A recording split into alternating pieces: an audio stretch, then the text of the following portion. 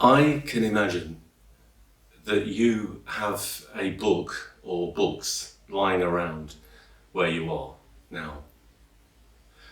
A book that you have read, or a book that you're going to read, or a book that won't be read. I remember my first pay packet. It was literally a packet, a brown packet with cash in it, my wages for the week. And I remember the first thing I bought with some of the money in that packet were books. I went to my favourite bookshop in Leicester, where I was born and grew up. It was a left-wing arty-farty bookshop, and this 16-plus-year-old me excitedly bought his first books with his first wages, and I loved that. And as the years unfolded, I bought more books and continued to buy books, and loved going into bookshops, tracking down books in advance, not by Googling them on the internet, but actually you read a book or you have a book recommended and one book leads to another book. And I love that whole process of going into bookshops and browsing the shelves, not the internet, but literally the shelves, and taking a book off the shelf and opening it and seeing the magic and the treasures between the covers and between the lines. And I loved all of that, and over the years I've kept a lot of my books, not all of them, and we lose books and we lend them and don't get them back. And I've always tended to obsess a little bit over that, and sometimes I've got all of those books that I no longer have on the bookshelves in my mind, and sometimes they even get replaced. And ridiculous as it is, yes, I do that. Anyway, I was browsing through my bookshelves the other day, and I came across a book, a little green book, this little green book, a Shakespeare treasury embossed in gold on its cover.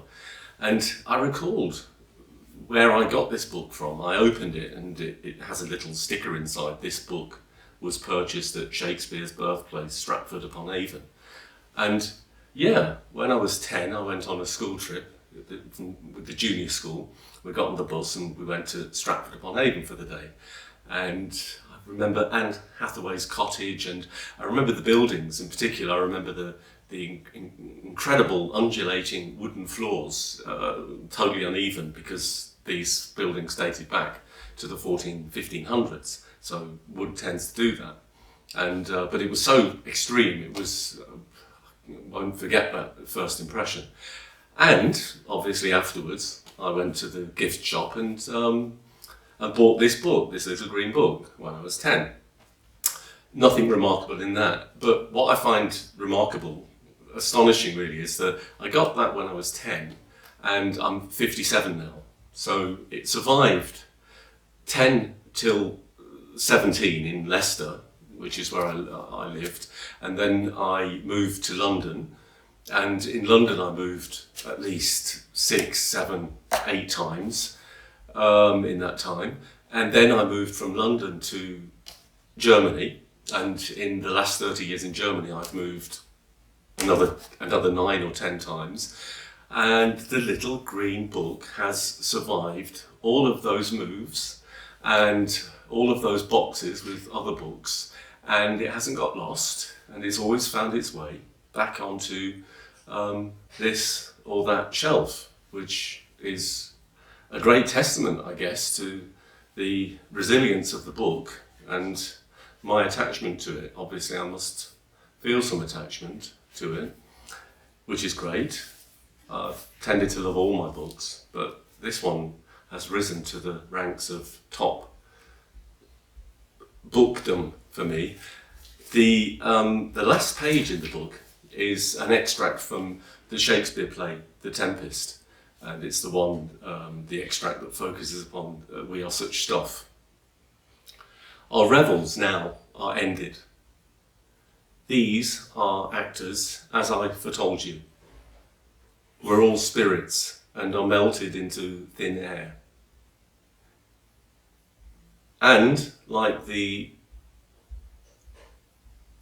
baseless fabric of this vision, the cloud-capped towers, the gorgeous palaces, the solemn temples, the great globe itself, yea, all it inherit, shall dissolve, and like the insubstantial pageant faded, leave not a wreck behind.